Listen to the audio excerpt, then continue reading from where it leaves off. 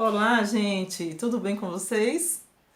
Pois é, recebi hoje esse convite para fazer uma reflexão sobre a educação dos nossos filhos diante da visão espírita.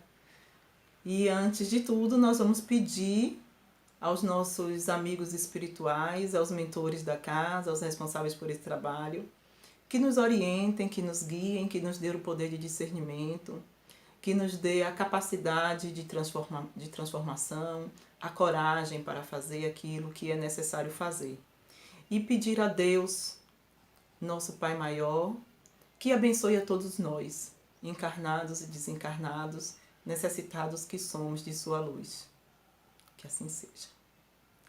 Bom, minha gente, falar sobre o processo de educação segundo a visão espírita, a gente precisa recorrer primeiro a essa missão da doutrina espírita. E Dr. Bezerra de Menezes, ele fala que a missão da doutrina espírita não é transformar ninguém em espírita, e sim transformar homens e mulheres em pessoas do bem. Essa é a nossa verdadeira missão.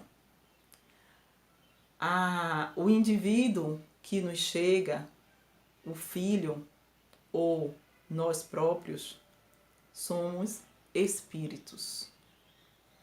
E a missão de um espírito é evoluir, desenvolver, crescer, deixar a sua própria luz brilhar. Essa é a nossa missão. Um filho que chega às nossas mãos, ele não é nosso, ele é de Deus. E ele é um espírito, uma individualidade, um sujeito único. O que ele herda de nós são as nossas características genéticas. Esta é a herança que, a princípio, enquanto composição de corpo, ele recebe. Enquanto espírito, ele tem as características próprias, individuais dele, suas histórias, suas vivências. Nós somos instrumentos para que aqui ele possa também exercitar, também crescer, também evoluir. E a nossa missão é orientar este sujeito para que a luz dele também brilhe. Essa é a nossa missão enquanto pais. Ah, Patrícia, mas ele se parece tanto com o pai em determinadas coisas, se parece com a mãe naquelas outras coisas ali, tem um comportamento igualzinho. Sim, claro. Nós somos regidos por uma lei de atração que está inclusa a afinidade. Nós nos encontramos por afinidade.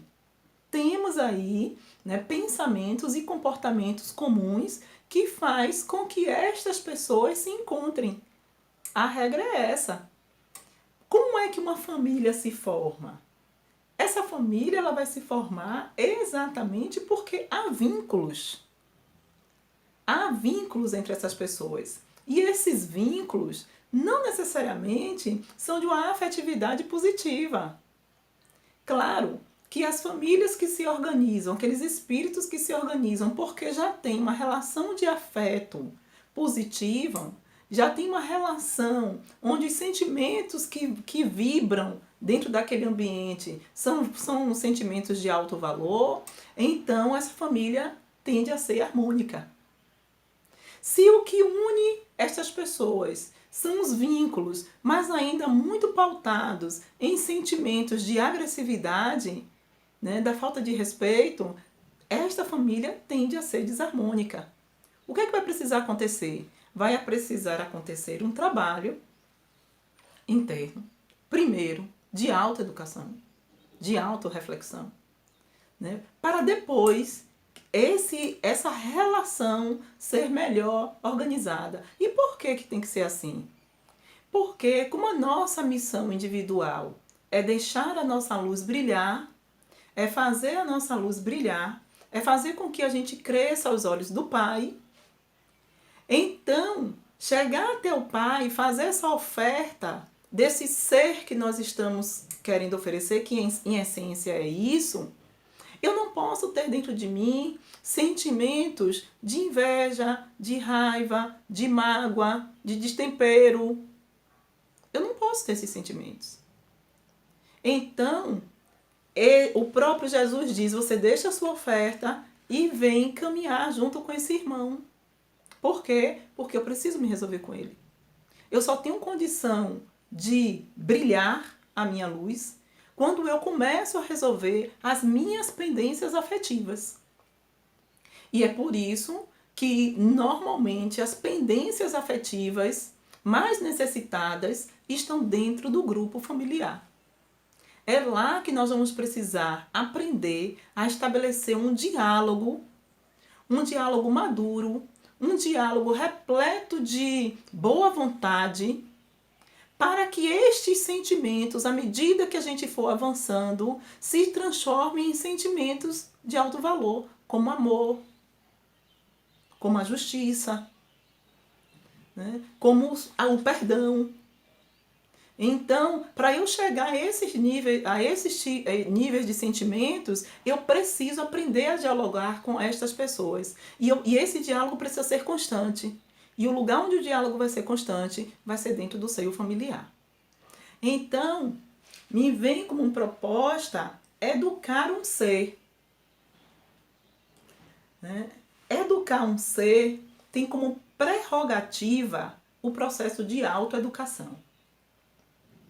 Se eu não estabeleço para mim um processo de autoeducação, querer educar o outro chega a ser uma incoerência. E o processo de educação ele precisa acontecer durante todo o tempo.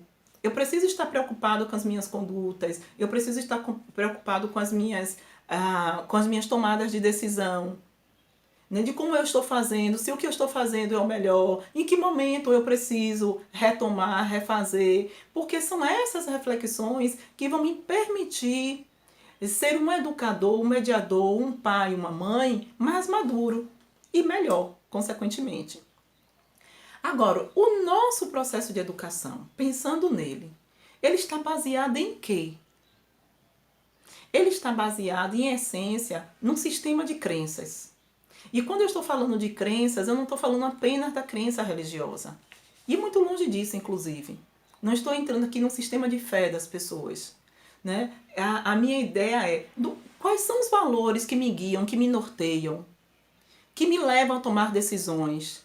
Que valores são esses? São esses valores que eu preciso estar pensando o tempo todo, porque a minha conduta, o meu comportamento fala sobre esse meu sistema de crenças.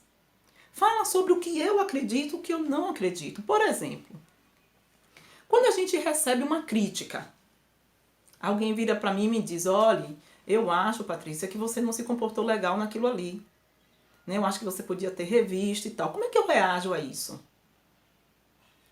Pô, se eu reajo com essa pessoa dizendo assim, vamos supor que o que a pessoa esteja falando seja verdade. Ah, tome conta de sua vida. Você não tem que estar se importando com a minha, eu sei o que eu faço. Você respondeu com agressividade. O que é que está na base disso? Eu não consigo receber críticas. Eu não consigo receber críticas por quê? Porque eu não me acho errado, porque eu acho que o outro não tem nada que me dá pitaco na minha vida. Por que o outro não pode dar pitaco na minha vida? Principalmente se esse outro for alguém muito próximo. Que sentimento é que está na base disso? O meu ego respondeu tão assintosamente, tão enraivadamente. Por que ele respondeu assim? Será que não é o orgulho que está na base? Será que ninguém pode falar nada para mim? Ou senão eu não respondo nada, mas aí eu deixo de falar com aquela pessoa? Eu corto relações. Quem é essa pessoa que acha que tem o direito de falar isso comigo? E por que falou assim comigo? Será que eu sou uma pessoa melindrosa? Então as pessoas não podem falar comigo? Eu tenho que saber o que é que está me regulando dentro de uma situação dessa. Né? Quando eu penso ou eu sinto ciúmes, como é que eu respondo quando eu sinto ciúmes? Porque nós sentimos ciúmes. Nós sentimos ciúmes, nós temos inveja, nós temos tudo isso. Né? E quando eu sinto ciúmes, como é que eu me comporto? Eu saio empurrando? Eu grito a outra pessoa? Qual é a minha resposta aos ciúmes? Qual é a minha resposta quando eu tenho inveja de uma pessoa? Por que eu tenho esse sentimento ainda? O que é que está na base desse sentimento? Que é uma fragilidade? É uma insegurança? É um medo? É porque eu acho que o outro está conquistando um lugar que poderia ser meu? É que eu não encontro força suficiente para resolver aquilo e eu gostaria de ser como aquela pessoa e não sou?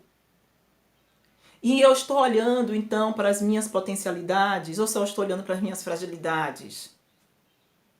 Então, o que é que está na base disso? Eu acho que eu não consigo, eu acho que eu sozinho não consigo dar conta. Então tem uma crença aí me guiando. Eu preciso rever isso. Quando eu sinto esses ciúmes, eu sinto essa inveja, quando alguém me questiona, né? Eu tenho uma determinada função gerencial. Ou até dentro da minha casa, tem uma pessoa trabalhando comigo. Como é que eu lido com essa pessoa? De que forma eu trato essa pessoa? Ah, tudo bem, eu trato aqui bem, eu faço as coisas, desde que ela não me questione. E se uma pessoa me questionar? Se alguém que está subordinado ao meu mando em algum momento me questionar, como é que eu lido com isso? Porque essa pessoa não pode me questionar. E se uma pessoa faz isso, eu fico pé da vida. Né? Eu fico irritada, e eu grito, e eu bato na mesa. Quando a gente se comporta dessa forma, significa que a gente desregulou.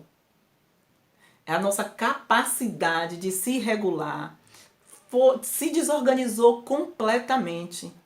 Porque a minha regulação é uma função psíquica que me diz que diante de uma situação de desafio, uma situação que me incomoda, que estratégias eu vou utilizar para não agredir e para não me agredir.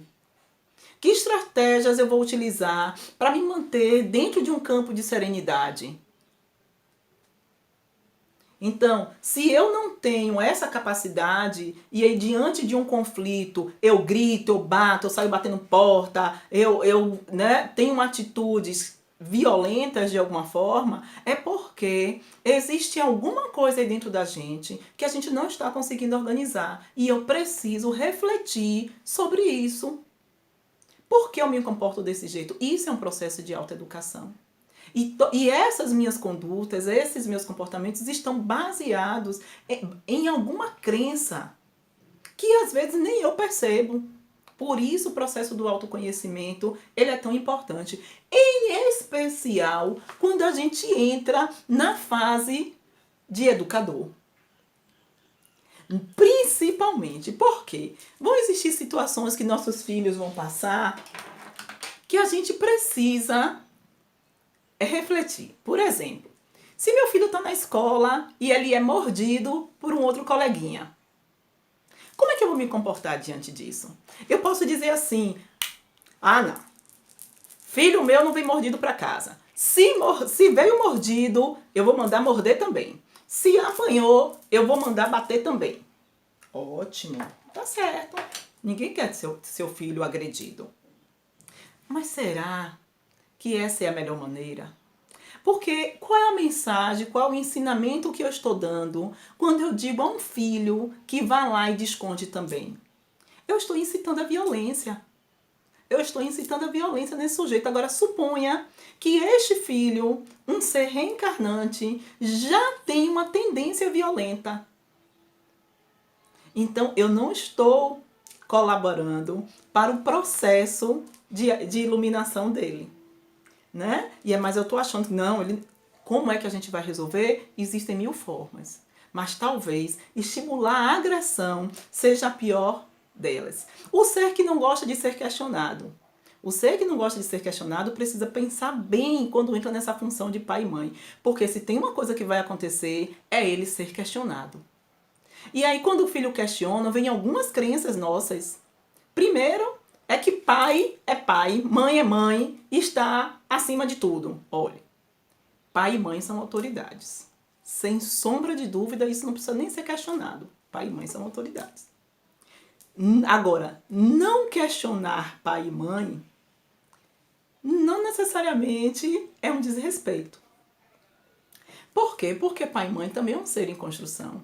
E responder a um questionamento não precisa nos levar a um nível de desorganização tão grande. Se a gente está ainda em estado de ebulição, né, de explosão, porque um filho questionou, a gente precisa rever, se rever. Completamente. Ah, uma coisa muito difícil. O poder de decisão do outro. E aí, quando acaba um namoro, quando acaba um casamento, quando um filho decide que vai embora, quando um filho discorda e já tem poder para discordar de você e não seguir a sua decisão, como é que vai lidar com tudo isso? Né? Aí a gente pode entrar naquela história. Cuidei de você, fiz tudo por você e você agora é um ingrato, agora que você cresceu, que está por conta de si, o que eu ganho é a ingratidão. Por que ele está lhe dando ingratidão? Porque não mais concorda com você? Né? Quais são esses sentimentos que estão na base da coisa? E se você for homofóbico? Se eu for homofóbica e tiver um filho gay? Como é que vai ter essa relação? E se eu sou racista e de repente, pelas questões genéticas do nosso Brasil, nasce uma pessoa preta? Como é que a gente vai lidar com isso? Vocês estão entendendo? Então, eu trago todos esses questionamentos para chamar a atenção que o processo de educação do outro vai passar pelo meu processo de autoeducação. Que me propor a educar o outro significa eu me reeducar. Essa, com certeza, é a primeira das necessidades. Gente, olha, educar é um processo desafiante, desafiador. Sempre. E é um trabalho inglório. Por quê? Porque você vai fazer a atividade e você vai dar o seu melhor, mas as incertezas são muitas. A gente não tem certeza de nada. Há um único componente que é presente dentro do processo de educação do outro, é a imprevisibilidade. É muito parecido com esse momento que nós estamos vivendo de isolamento. Qual é a grande angústia dentro do processo de isolamento? A grande angústia é a incerteza. Quando isso vai acabar? Quando é que eu vou poder voltar para a minha vida normal? Eu vou voltar para a minha vida normal? Será que eu vou ser atingida por esse vírus? Esse vírus vai me atingir de que forma? Será que vai ser de uma forma leve? Será que eu vou morrer? Né?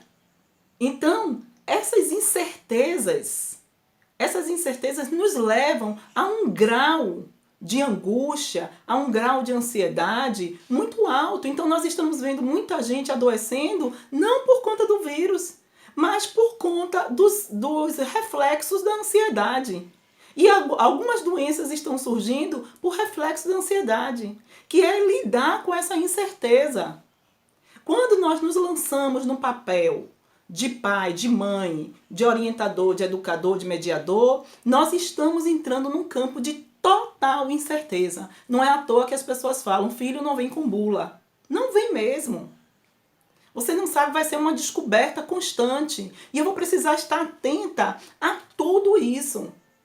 Eu vou precisar fazer esse investimento sem a menor certeza do que é que vai resultar nisso. Eu só vou conseguir ver o resultado do meu investimento anos depois.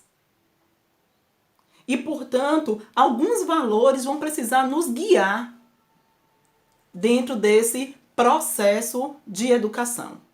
E a ideia é a gente discutir um pouquinho sobre esses valores. Vamos lá. Um valor essencial para o processo de educação. Essencial. Conhecer Deus. Se aproximar de Deus. Ter esse vínculo com Deus. Eu preciso, e eu não estou falando aqui, mais uma vez, de religião A, B ou C. Por quê? Porque Deus é o limite do homem. Já me dizia um amigo espiritual. Deus é o limite do homem. É quando a gente entende que existe um ser superior, existe uma legislação superior que coordena a todos nós e aos quais nós estamos submetidos. Essa visão, ela é muito importante porque o homem, o ser humano, ele já é um sujeito demasiadamente autônomo.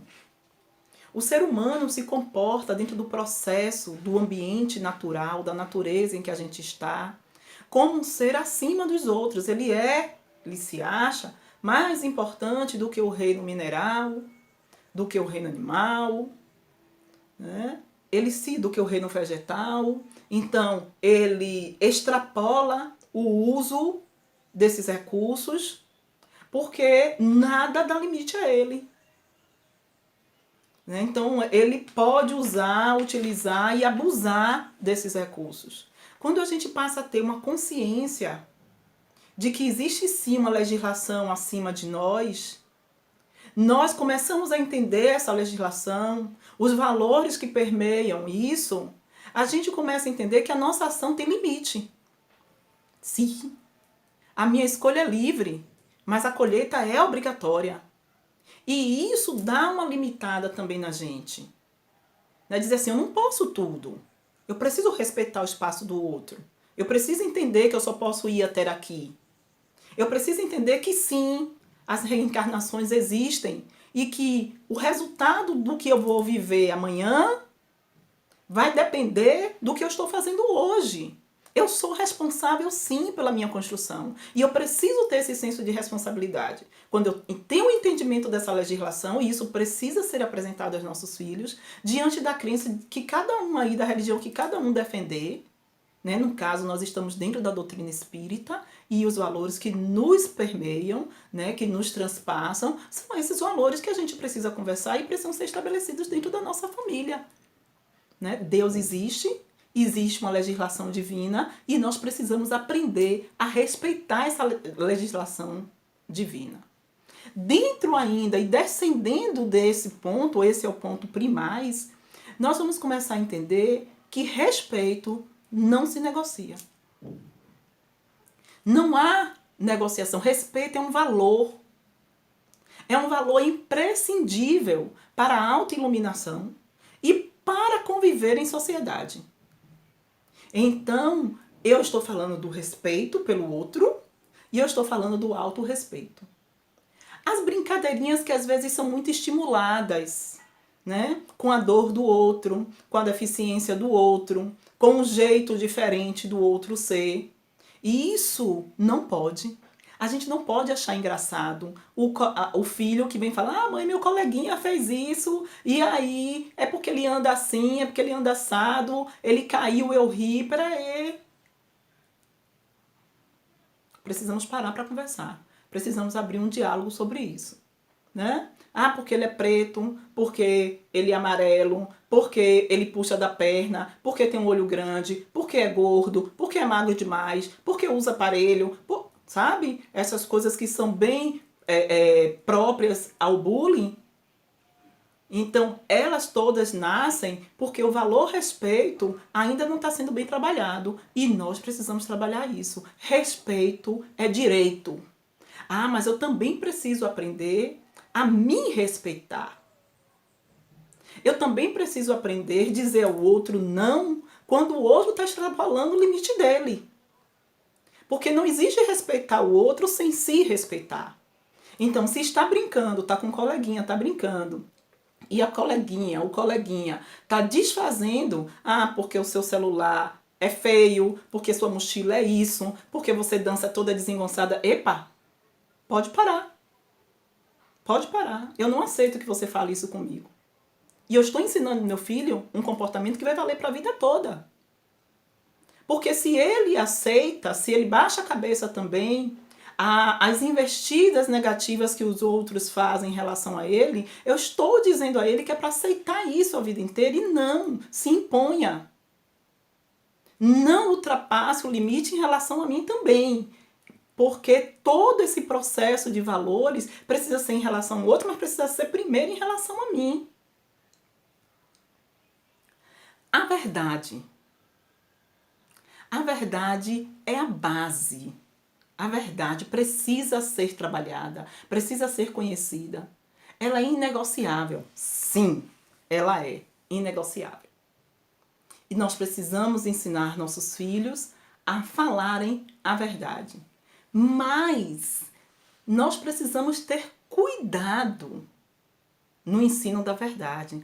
Porque às vezes a verdade que a gente vai dizer é uma verdade que machuca. Às vezes a verdade que a gente vai colocar é uma verdade que expõe o outro. Então tem que saber dizer, tem que saber quando dizer e o que dizer e se precisa dizer. Por quê? Porque quando eu estou trabalhando isso, eu estou trabalhando com o meu filho o sentimento de indulgência e de benevolência. Indulgência, benevolência, empatia. Esses sentimentos precisam estar alinhados com essa coisa de dizer a verdade. É bem aquela história das 3 peneiras. Né? Então, senhor, eu quero lhe contar alguma coisa. Peraí, o que você vai contar é verdade? Sim, é verdade. Se for verdade, vai fazer um bem a alguém, a você ou outro? Porque se não vai, não me conte. É necessário? Porque se não for necessário, também não me conte. Por mais que aquilo seja verdade. Né? Então, a gente tem que trabalhar esse tempo todo. Ah, mãe, tem uma coisa para lhe contar. Porque a gente estimula a fofoca. Né? Porque a gente estimula. E isso pode ser amanhã ou depois um sujeito dentro de um grupo, dentro de um trabalho, dentro de uma família, um sujeito desarmonizador. E vai ser péssimo para ele. Uma outra coisa, investir na solidariedade. Né? Fora da caridade não há salvação. Então, ter esse sentimento de que o outro está precisando, de que eu tenho que viver para mim, mas viver em sociedade significa olhar o outro também. Agora nós estamos num exercício profundo de exercício de solidariedade. E uma solidariedade, gente, que não significa dar as coisas, que não significa necessariamente ter que dar. A solidariedade, ela pode ser no meu próprio comportamento. Por exemplo, agora, use a máscara. Isso é uma atitude solidária. É uma atitude de autocuidado, mas é uma atitude solidária. Eu sei as consequências, né, de estar caminhando sem a máscara e o que isso pode provocar. Eu não quero mal para mim, mas eu também não quero mal para o outro. Fique em casa. Se você não tem necessidade de sair, fique em casa, porque eu estou entendendo que a aglomeração amplia a capacidade de contágio. Ampliar a capacidade de contágio significa comprometer o sistema de saúde e quem de fato precisar dele não encontrar os recursos mínimos para cuidar da própria saúde. Isso é um exercício de solidariedade. Nesse exemplo que nós estamos vivendo. E quantas outras coisas nós podemos fazer, né? Questionar, pensar, ajudar a quem está a um morador de rua. Ah, eu posso fazer alguma atividade? Eu posso ir a uma creche com o meu filho?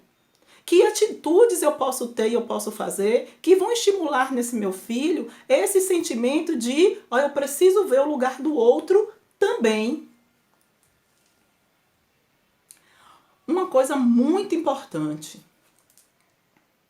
A vida, ela é feita de desafios. A você que está me assistindo. Tudo que você quis na vida, você recebeu? Exatamente do jeito que você queria? Todos os seus desejos foram realizados exatamente do jeito que você queria? Não, né? Nossos filhos também. Eles não terão todos os desejos. E como é que a gente sente quando os desejos não são realizados? Dá uma tristeza. O nome dessa tristeza é frustração. E a frustração, ela pode ser, e geralmente ela é, um estímulo à criatividade. Um estímulo à resiliência. Né? Ela é um estímulo para que a gente troque de posição. Por quê? Porque quando eu me frustro e eu quero muito alguma coisa, e aquela coisa não veio daquele jeito, daquela forma, se eu não tenho mais o que fazer em relação àquilo, eu vou ter que aprender o poder da aceitação de fatos que são imutáveis. Então, eu sou apaixonada por uma pessoa, mas a pessoa não quer namorar comigo. Ou namorou e acabou o namoro. E isso vai me dar uma tristeza, e isso vai me fazer frustrar. Mas, na medida em que eu vou vivendo, em que eu vou trabalhando esse autoconhecimento, em que eu vou refletindo sobre isso, eu vou aprender a aceitar o que não pode ser mudado. É o desejo do outro, é o lugar do outro, é respeito ao outro. Eu não posso. E é exatamente porque existe uma fragilidade em lidar com frustrações que a gente vê tantos crimes acontecendo. Porque eu quero ter um carro, né, o carro mais potente do mundo, eu não tenho recursos, então eu vou encontrar caminhos não lícitos para conseguir esse carro. Então eu vou me corromper para conseguir esse carro. Aquela pessoa não quer namorar comigo, também ela não vai namorar com ninguém. Então eu mato aquela pessoa. Isso, gente, é porque a pessoa não sabe lidar com frustração. Ah, mas eu quero ter uma casa legal e eu vou fazer de tudo. Não consegui ter essa casa ainda, mas eu vou fazer de tudo. E aí você vai se enveredar pelo estudo, né? Você vai ter um afinco maior no seu trabalho, você vai aprender a poupar mais. Você pode não ter aquela casa, mas você vai ter uma casa bem melhor do que a que você tem. Para chegar a esse lugar, você teve que se inovar, você teve que se renovar o tempo todo. E nessa renovação, nessa inovação, muitas vezes a gente cria coisas que a gente nem imaginava. E essa criação, essa criatividade leva você para um patamar superior. É igual aquela criança que não teve os brinquedos exatamente que sempre quis, mas com o que tinha, criou vários brinquedos. Aquilo é extremamente produtivo. Porque ela está criando, na medida que ela está criando, ela está tendo a capacidade, né, de desenvolver o seu intelecto cada vez mais. Então, pai, mãe, cuidador, mediador, orientador, não pode ser aquela pessoa que dá tudo na mão. Porque frustração, ela é necessária para a pessoa viver bem. Eu preciso ter pequenas doses de frustração ao longo da minha vida para poder lidar com esse sentimento que é avassalador, inclusive. A frustração que não foi vivida em pequenas doses, ela derruba. Desenvolver o gosto pelo conhecimento. Querer conhecer, querer estudar, gostar de estudar. Isso é muito importante. E não é só o conhecimento acadêmico, é o conhecimento, inclusive o autoconhecimento. Por quê? Porque o conhecimento é libertador. Quanto mais você passa a conhecer, você começa a refletir, você tem a possibilidade de melhorar-se.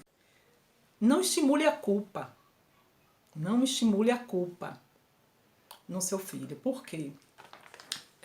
O arrependimento, sim. O arrependimento é eu fazer a reflexão sobre uma atitude minha e ter percebido que não foi boa. A culpa, ela faz com que o sujeito seja suscetível à manipulação. Manipulação tanto por encarnados quanto por desencarnados. Os processos obsessivos, os processos de fascinação, né, todos eles começam, muito possivelmente, na estimulação de um sentimento de culpa. A culpa, nós podemos passar por ela, mas de uma maneira muito rápida. O arrependimento é aquela reflexão de que eu fiz alguma coisa que não devia, eu gerei algum prejuízo, mas sim, eu não vou fazer mais. Eu não quero fazer mais, eu vou deixar essa atitude de lado e vou tomar outras propostas para seguir a minha vida. Isso eu não quero fazer mais. O arrependimento leva a novas posturas, as novas condutas, as novas possibilidades de caminhos mais acertados. Então, não podemos passar para nossos filhos essa relação de você errou e o erro é a pior coisa do mundo. Não, o erro não é a pior coisa do mundo. O erro faz parte porque nós somos seres em construção, porque nós somos seres no caminhar. E no caminhar nós vamos errar, inevitavelmente. É necessário aprender a lidar com o erro. né? Ter esse pensamento de sim, erro, mas recomeço, começo de novo. Isso é um exercício maravilhoso de autoestima. Eu sei que eu posso fazer melhor, eu sei que eu posso fazer diferente e eu vou fazer diferente.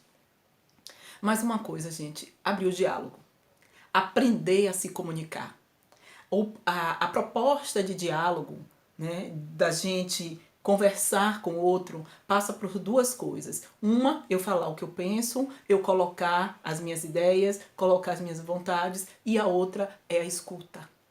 Aprender a escutar. Muito do que o nosso mundo vive, muito do que o nosso mundo passa, é exatamente porque a gente não escuta o outro.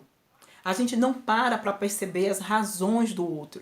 E no processo de diálogo, eu vou saber que hora a minha vontade, o meu pensamento, a minha ideia vão sim ser colocadas em prática. E em outros momentos, a ideia do outro, a vontade do outro é que serão colocadas em prática e não tem nada de errado nisso. E a gente não precisa gerar situações conflituosas, desgastantes, porque não vai ser sempre a minha posição imperante. Então, estimular desde cedo essa proposta do diálogo em família é altamente apaziguador. E nessa proposta do diálogo, não esquecer do diálogo com Deus. Né? Dialogar com Deus, orar, falar com Deus. Na mesma proposta, ora a minha vontade, o meu pedido vai poder ser atendido, outras horas não será possível ser atendido e está tudo bem. No meio de tudo isso, certamente Jesus é o grande alinhador quando ele dá a regra de ouro, né? Quando ele dá o grande mandamento: ame a Deus sobre todas as coisas e ao próximo como si mesmo. Então vocês vão verificar que tudo que a gente conversou, tudo que foi colocado aqui se encaixa exatamente nesse mandamento crístico. Ou seja, estamos só repetindo o que o grande médico das almas já tinha falado há mais de 2000 anos atrás. Que ele nos encoraje, nos dê força e vontade, ânimo para seguir em frente, nos educando e fazendo o nosso melhor papel como um pai e mãe. Um beijo para todos vocês e até a próxima.